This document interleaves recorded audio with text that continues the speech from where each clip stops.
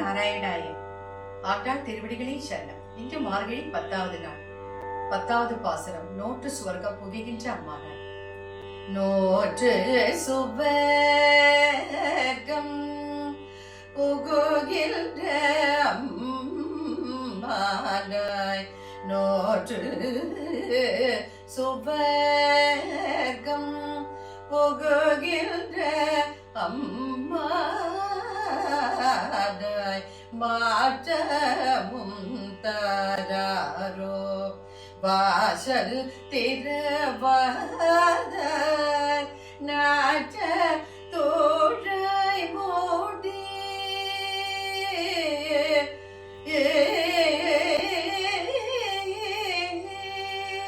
நாற்ற தோழை மூடி நாராயண நோவா.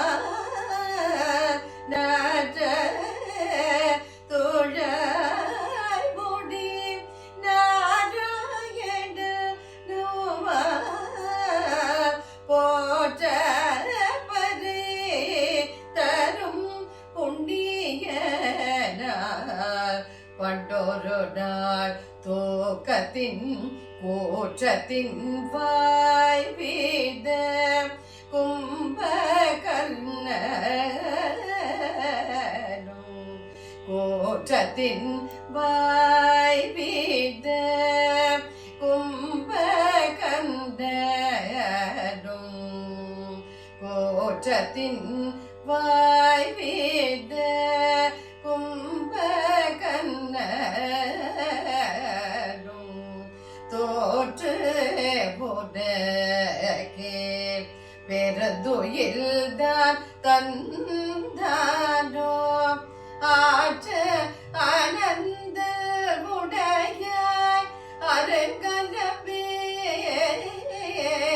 ஆற்ற ஆனந்த உடையாய் அரங்கலமே. தேற்றமாய் வந்து திரவேலோ யோவாய். இந்த 10வது பாசுரத்திலையும் ஆண்டாள் உறங்கிக் கொண்டிருக்கும் 10வது தோழி எழுப்புறா. எல்லா 9 தோழி எழுப்பியாச்சு, 10வது தோழி எழுப்புறா. எப்படி சொல்லி எழுப்புறா? அதாவது நோட்டு சுவர்க்கம் புகுகின்ற அம்மானாய். போன ஜென்மத்தை நீ பண்ண புண்ணியத்தினாலதான் இந்த ஜென்மத்தை நீ சந்தோஷமான சொகுசான வாழ்க்கையை அனுபவித்துக் கொண்டிருக்கிற அப்படின்னு சொல்றா. நாங்கெல்லாம் வந்து விட்டோம். அழகான உங்க வீட்டு வாசல் தான் நின்று கொண்டிருக்கிறோம். நறுமண மிக்க துளசிய தன்னோட தலையில சூடி கொண்டிருக்கும் ஸ்ரீமன் நாராயணனை பாடினால் அவன் உடனே நமக்கு அருள் தர காத்து கொண்டிருக்கிறான்.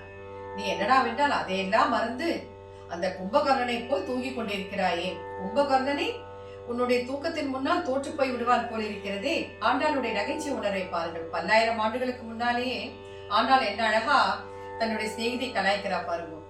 அவளுடைய பக்தி மட்டும் இல்ல, அவளுடைய இயற்கையை ரசிக்கும் தன்மை, நகைச்சுவை உணர்வு எல்லாமே தெரிகிறது அல்லவா.